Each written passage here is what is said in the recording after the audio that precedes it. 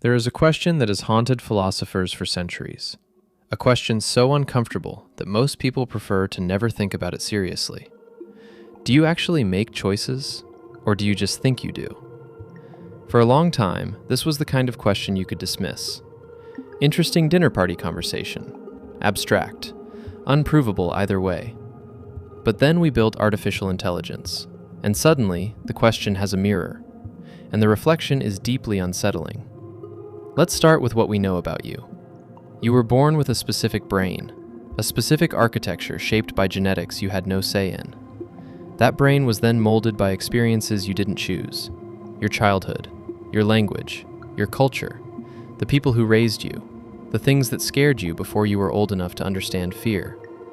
Every value you hold, every instinct you trust, every gut feeling you follow, all of it was formed by inputs you never selected. The philosopher Baruch Spinoza argued this in the 17th century. He believed that humans mistake themselves for free agents because they are conscious of their desires, but ignorant of the causes behind them. You know what you want. You have no idea why you really want it. Fast forward to the 1980s. Neuroscientist Benjamin Libet runs an experiment. He asks participants to flick their wrist whenever they feel like it and note the exact moment they decide to move. What he finds shakes the scientific community. The brain initiates the movement up to half a second before the person is consciously aware of deciding to move. The decision happened before you knew you made it. The you that felt like it was choosing arrived late to its own choice. Now consider a large language model. It takes in an input. It processes it through billions of parameters shaped entirely by its training data it had no control over. It produces an output. We look at this and say, clearly, no free will. It's just computation. It's just pattern matching. There's no ghost in the machine making a real decision. But here's the question no one wants to sit with. What are you doing that's structurally different? Your neurons fire based on prior states. Those prior states were shaped by prior experiences. Those experiences were filtered through a brain you were born with and an environment you were placed in. At every single level, something upstream determined what comes downstream. The philosopher Arthur Schopenhauer put it plainly. A man can do what he wills, but he cannot will what he wills. You can act on your desires, but you did not choose your desires. Something else did. Call it nature. Call it nurture. Call it the universe unfolding deterministically from the moment of the Big Bang. AI doesn't create this problem. It just makes it impossible to look away from. Because once you can see a system, see its inputs, understand its training, watch it produce intelligent outputs, and recognize that it has no free will, you can no longer easily claim that your own invisible version of the same process is somehow different in kind. So why does it feel like we're free? This might be the most interesting part. The experience of choosing, that vivid, undeniable sense of authorship over your own life, might simply be what determinism feels like from the inside. Your brain is a prediction machine. It constructs a narrative of selfhood, of agency, of deliberation.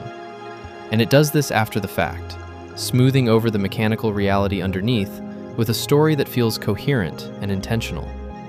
You didn't decide and then act. You acted, and then your brain told you a story about deciding. This isn't fringe thinking. This is increasingly where neuroscience and philosophy are converging. And AI accelerates that convergence because it forces us to ask, if we built something that generates the same quality of output, the same apparent reasoning, the same contextually appropriate responses, at what point does the internal experience, if there even is one, become relevant? We assume we have something machines don't, but we've never been able to precisely name it. We've called it a soul, we've called it consciousness, we've called it will, and none of those definitions have held up cleanly under scrutiny. Now here is where it stops being abstract. If free will is an illusion, if your choices are the product of causes you didn't choose, then the entire architecture of how we judge people starts to shake. Criminal justice is built on the idea that people freely chose to do wrong and deserve punishment. But if the person who committed a crime was the product of a brain shaped by trauma, poverty, neurological difference, and circumstance, how much of that choice was really theirs? We already accept this logic in small doses. We show leniency for mental illness. We consider childhood trauma in sentencing. We acknowledge addiction as a disease. But we stop short of following the argument to its logical conclusion, because that conclusion is uncomfortable. AI forces that conclusion into the open.